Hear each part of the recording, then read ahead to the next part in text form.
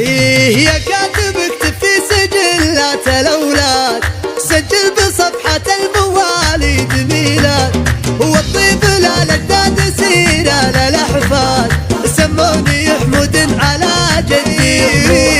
جدي فخر من ينقلون التواريخ، جدي سند رفعه وشيخ ولد شيخ، من سلسلة نسل الرجال المطاريخ، أهل المراجل والنواميس والجوع. إيه ما كل من يسعى لشيء يناله، وطبع المراجل ما تجيب السهالة، وحمود جدي وفيات خصاله، بالمرجلة وفي وبالفعل محمود، وعمامي الوفي نعم العمامي، فخري وعزي في وجيه الخصامي، كشافة الناموس والاحترامي، 7 رجال فعلهم دوم مشهور، وجملة بني عمي طليقين الأيمان، أهل المكارم والوفاء طول الأزمان.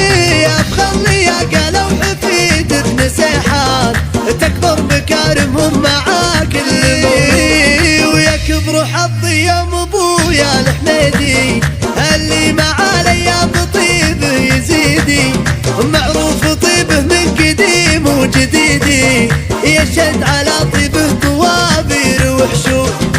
انا حفيد حمود واسمي على اسمه، واكبر فخر واسمي يطابق لواسمه، يلا عساني مثل جدي ورسمه، وانا اعرف انه ما مثل جدي حمود. إيه يا كاتب اكتب في سجلات الاولاد، سجل بصفحة المواليد ميلاد، والطيب للأجداد سيرة للأحفاد، سموني حمود على جدي.